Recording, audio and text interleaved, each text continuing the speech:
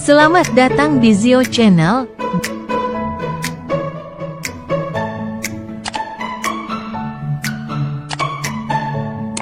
Ibu Chongrong mengunjunginya di rumah sakit dan bahkan membelikan tiket film, meminta Wen Shaoqing untuk mengajak Chongrong menonton dengan harapan dapat mendekatkan keduanya. Tanpa diduga, film horor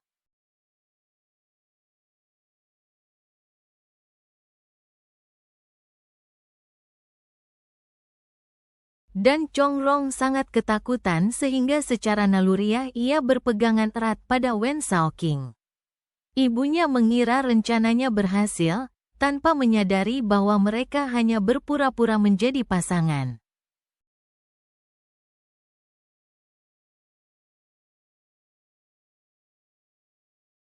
Sebelum film berakhir, Wen Shaoqing mengajak Chongrong menaiki beberapa anak tangga, mengenang masa kecil mereka. Ia menggendong Chongrong, dan mereka saling menatap penuh kasih sayang.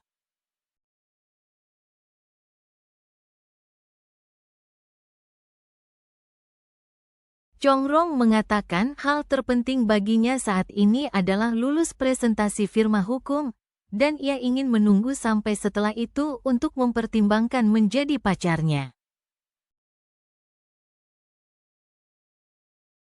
Wen Shaoqing mengatakan bahwa jika Chongrong tidak lulus, dia akan menyerahkan dirinya dan menjadi pacarnya. Chongrong diam-diam menyetujui. Di rumah, ibu Chongrong terus bertanya tentang hubungannya.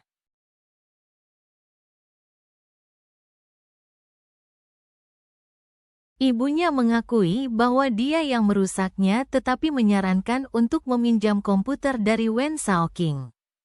Chongrong pergi ke rumah Wen Shaoqing dan melihatnya baru saja selesai mandi.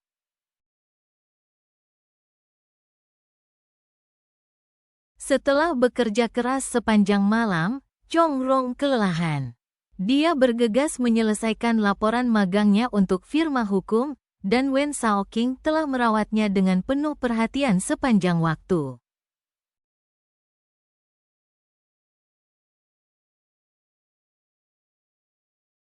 Chongrong pergi ke firma hukum untuk menemui Sang Guanyi dan mengusulkan sebuah rencana. Jika tenggat waktu laporan magang tidak dapat ditunda, dia akan membantu para peserta magang lainnya di rumah.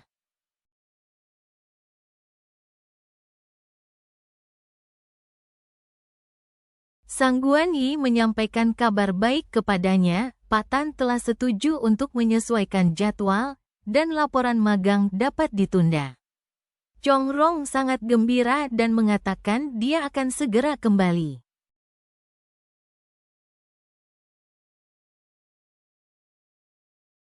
Setelah kasus negosiasi merek dagang, Sang Guanyi memuji kinerja Chongrong yang luar biasa dan mengundangnya ke suatu tempat, tanpa diduga, itu adalah toko hewan peliharaan.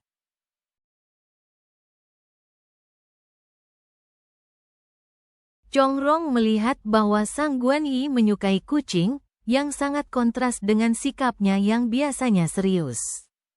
Sang Guanyi mengatakan dia suka ketika kucing menempel padanya menghilangkan stres.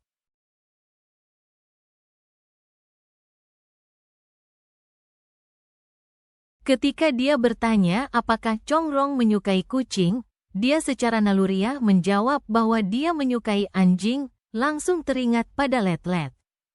Kembali ke hotel.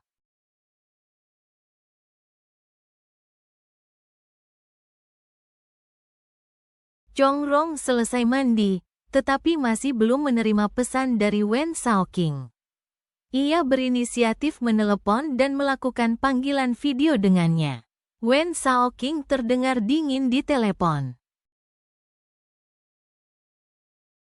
Tepat saat itu, ada ketukan di pintu hotel, ia membukanya dan mendapati Wen Shaoqing sendiri. Ia memeluknya erat-erat.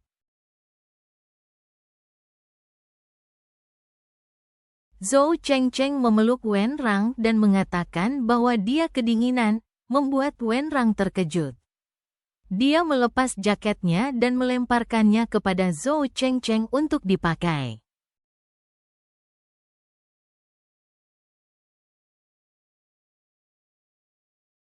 Zhou Chengcheng memakainya, lalu memeluknya lagi, mengatakan bahwa dia khawatir Wenrang akan kedinginan.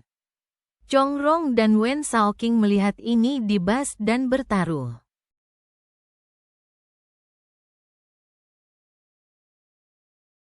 Wen Shaoqing mengingatkan Chongrong bahwa Wenrang selalu tertutup secara emosional dan tidak mungkin jatuh cinta.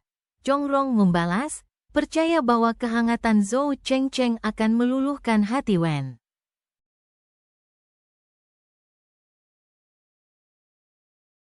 Chongrong menyusun laporan mingguannya, yang mendapat pengakuan dari semua orang. Wen Shaoqing mengiriminya serangkaian angka yang berarti, aku merindukanmu. Setelah bekerja, Chongrong pergi ke rumah.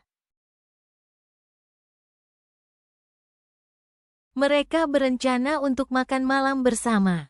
Tetapi Chen Chu menerima panggilan darurat operasi dan secara khusus meminta Wen Shaoqing. Tanpa diduga, Qin Chu berada di ruang operasi, membuat canggung.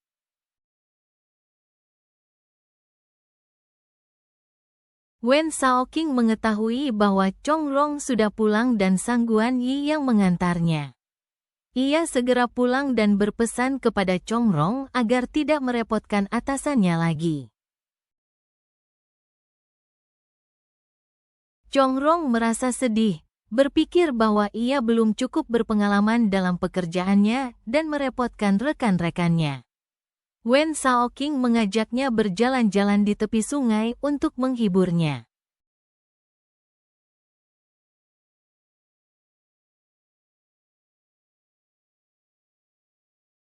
Zhou Chengcheng menyiapkan hidangan lengkap di meja, tetapi tidak melihat tanda-tanda kehadiran Wenrang, yang toko bukunya masih tutup. Wen Shaoqing tiba lebih awal tapi juga tidak melihat Chongrong. Zhou Chengcheng memintanya untuk menelepon Wenrang karena dia khawatir Wenrang tidak akan mengangkat telepon jika dia yang menelepon. Wen Shaoqing berhasil terhubung, dia terlambat. Chongrong sedang menangani kasus pinjaman mahasiswa untuk gadis bernama Xiao Zhang ketika Sang Guan Yi melihatnya. Dia mengingatkan Chongrong bahwa dia tidak memenuhi syarat untuk menangani kasus.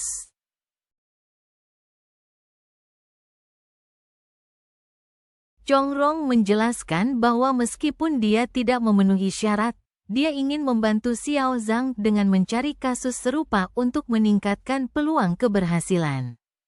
Tiba-tiba, Sang Guan sakit perut.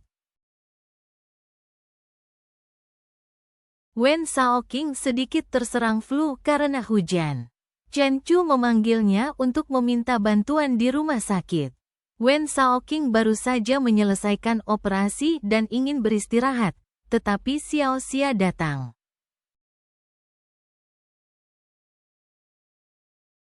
Dan memberitahunya ada operasi lain. Chen Chu menyadari ada sesuatu yang tidak beres dan menyarankan agar dia beristirahat, tetapi keadaan darurat yang beruntun membuat Wen Shaoqing kelelahan.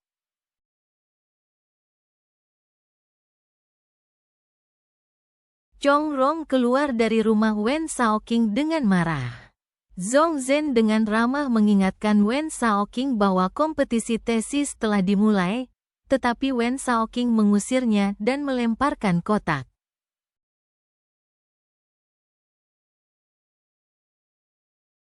Syal dari Sang Guan ke arahnya. Chongrong merasa dirinya terlalu percaya diri dan seharusnya tidak mengambil cuti untuk membuat sup untuknya.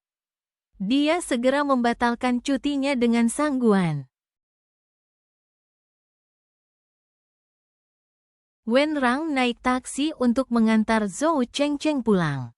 Dalam keadaan mabuk, Zhou Chengcheng menciumnya, dan Wenrang tidak melawan. Ketika Zhou Chengcheng bangun,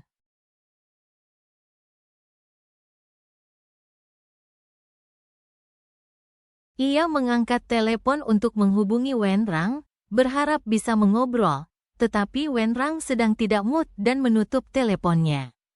Wen Shaoqing kemudian mengeluarkan pisau buatan tangannya. Chongrong meninggalkan catatan untuk Zhou Chengcheng, lalu mengikuti konvoi relawan ke zona gempa, berpesan agar Zhou Chengcheng ingat untuk mengunci pintu. Di dalam bus, instruktur relawan memberikan. Wen Shaoqing mendengar semuanya dari belakang panggung. Dia ingin memberi kejutan pada Chongrong, tetapi tidak menyangka akan mendengar isi hatinya yang paling tulus.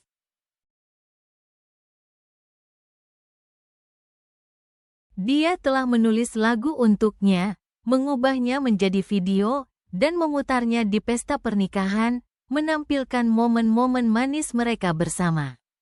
Wen Shaoqing keluar, memeluk dan menciumnya.